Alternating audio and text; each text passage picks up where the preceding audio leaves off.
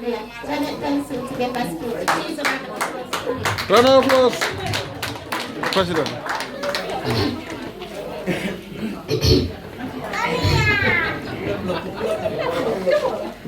Good evening, the ministers, the Honourable Ambassador of the United Kingdom, the President of the Republic of Senegal, ladies and gentlemen, boys and girls. As the President of the Republic of Gambia, it is a privilege to welcome you all to the 51st Independence Anniversary. This evening, we shall reflect on the road of our first independence, which was held on the 18th of February, 1965. The road to our independence was a long and tedious, and we must acknowledge the contributions we made by our unsung heroes. It is pleasing to know that these people sacrificed a lot to give the Gambia the freedom we surely deserved.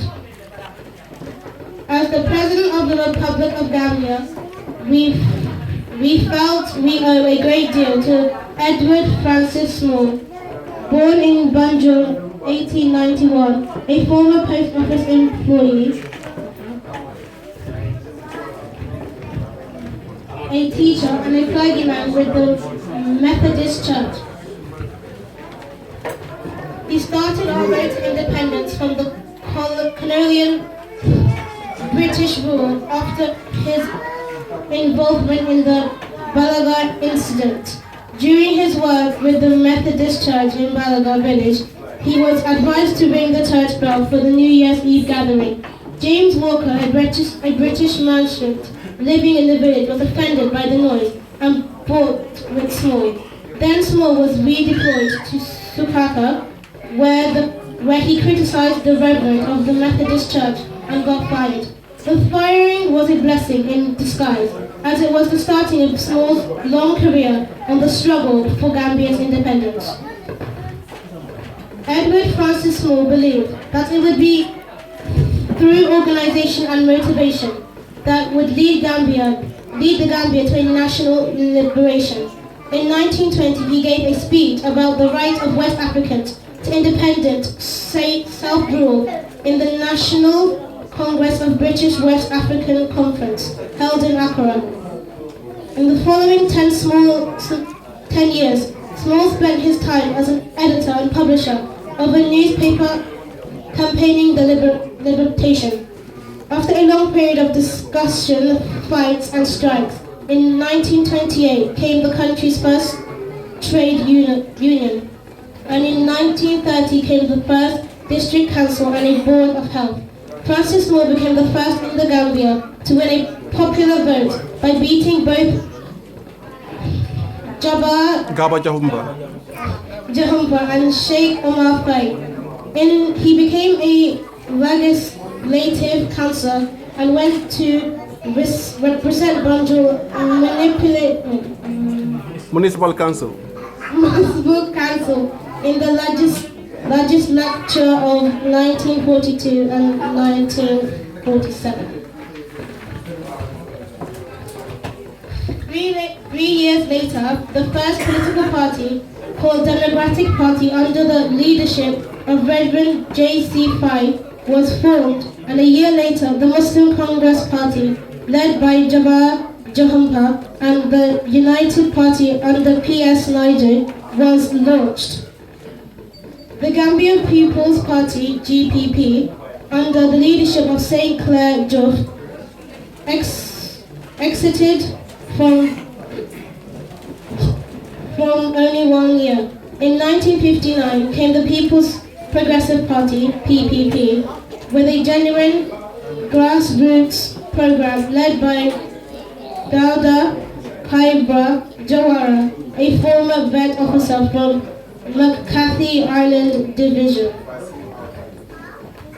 The results in 1960s elections brought about political and constitutional dilemma, as both UP and PP won exactly 8 seats each, and the division at a point P.S. Niger was UP and the Chief Minister, despite winning the same number of seats as Jawara, led the resignation of Dawa Jawara as the Minister of Education. organization. His resignation led to the review in 1961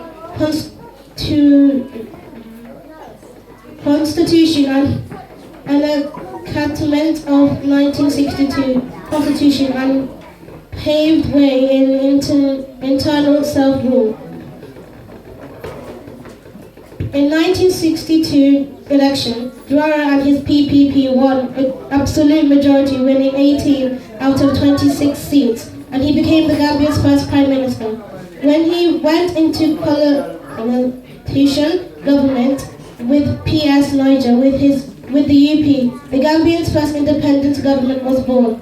On the 18th of February 1965, the Gambia was admitted to the Commonwealth as an independent constitutional monarchy, with Queen Elizabeth II being the normal head of state. What this means is the Gambia had their independence on the date. However, it was not until the referendum was held on the 24th of April 1970 that the Gambia became a republic and Dwara became the president of the republic.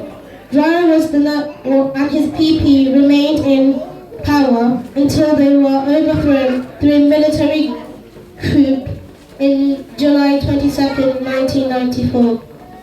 Please may you join me to celebrate this milestone and thank Edward Francis Law, Reverend J.C. Fye, Jabba Jahompa, P.S. Niger, Saint Clair Juf, and Dwara Kaba Jawara for all their sacrifices.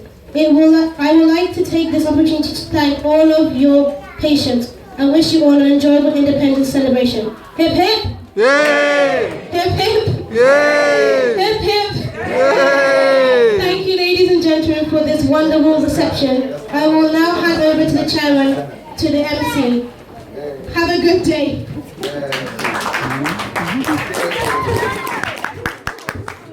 No,